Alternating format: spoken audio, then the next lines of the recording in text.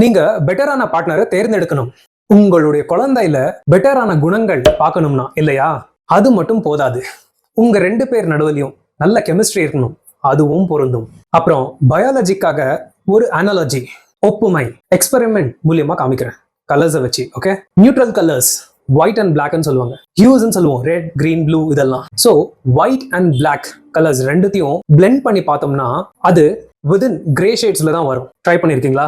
அதே மாதிரி you colours எடுத்து அந்த 2 கலர்ஸை பிளெண்ட் பண்ணி பார்த்தோம்னா ஒரு ஃப்ரெஷ்ஷான கலர், வைப்ரண்டான கலர், டிஸ்டிங்டான ஒரு கலர் ஃபார்ம் ஆகும். அதுதான் ஜெனட்டிக்ஸ்ல கூட அப்ளை ஆகுது.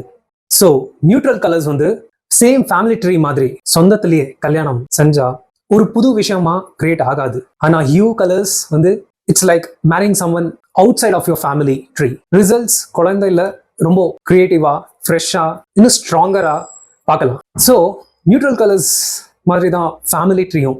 ஃபேமிலி ட்ரீக்குள்ளேயே பிளெண்ட் ஆனா ஃப்ரெஷ்ஷான விஷயங்கள், ஒரு புது விஷயத்த பார்க்க முடியாது.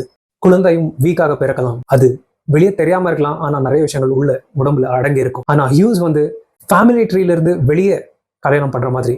அப்போ ஒரு புது விஷயமாகவும் ஃப்ரெஷ்ஷாகவும் குழந்தைகள் இருக்கலாம், இன்னும் ஸ்ட்ராங்கராகவும் வலுவாகவும் இருக்கலாம். ஸோ இது 2 கம்பேரிட்டிவ்லி லைக் ஜெனடிக்ஸ்ல பிறக்கிற குழந்தைங்க அப்ராக்சிமேட்லி 5% ஹார்ம்ஃபுல்லா இருக்கு. ஸோ இந்த எக்ஸாம்பிள் மூலியமா சொல்லிக்கிறது என்னன்னா, கப்பல்ஸ் நடுவுல கெமிஸ்ட்ரி ரொம்ப முக்கியம். அதை விட முக்கியம் பயாலஜி. அதுக்கு உங்க ஃபேமிலி ட்ரீல இருந்து கொஞ்சம் தள்ளி கல்யாணம் பண்ணுங்க, அதுதான் சயின்ஸ் சொல்லுது. டிஸ்க்ளைமர், ஆனா கம்யூனிட்டிக்குள்ள தாராளமா கல்யாணம் பண்ணலாம், ஃபேமிலி ட்ரீக்குள்ள மட்டும் வேணாம். ஓகே, ஏன்னா ஐ ரெஸ்பெக்ட் கம்யூனிட்டிஸ் அண்ட் அவங்களுடைய நம்பிக்கைகளையும் கூட. நல்லது இருக்கு மட்டும், ஆனா அவங்களுடைய இயற்கைக்கு எதிரான விஷயங்களுக்கு இல்லை. சிலருக்கு இந்த விஷயம் ரொம்ப சீக்கிரமா வந்து சேர்ந்திருக்கலாம், சிலருக்கு இது லேட்டா வந்து சேர்ந்திருக்கலாம். ஆனா there is a bigger than human calculation in time, divine timing, தெய்வீக நேரம். Love is never forced. If it is, then it isn't love. For love itself is the greatest force. காதல் ஒருபோதும் கட்டாயப்படுத்தப்படுவதில்லை.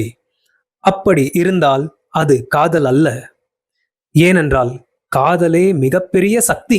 இது எப்போ நடக்கும்னா இன்செக்யூரிட்டிஸ்னால நடக்கும். குடும்பமே சேர்ந்து பல காரணங்களால், பல சிக்கல்களால், கஷ்டத்தால் குடும்பத்துக்குள்ளேயே கல்யாணம் செய்வாங்க. தன் உரிமைக்காக முடியாதுன்னு தைரியமா சொல்றவங்கள அவங்களுடைய வாழ்க்கைய, சந்தோஷங்களை முடிக்க முயற்சிகள் பண்ணுவாங்க. ஃபார் எக்ஸாம்பிள், டீசெண்டா ஹேண்டில் பண்ற விஷயம் எப்படின்னா ஒதுக்கிடுறது குடும்பத்துல இருந்து ஒரு சைலண்ட் ட்ரீட்மெண்ட் மூலியமா. அதுலயே வாழ்ந்துட்டு சாவனிட்டு அவங்க மட்டும் இல்ல, அவங்களோட யாரெல்லாம்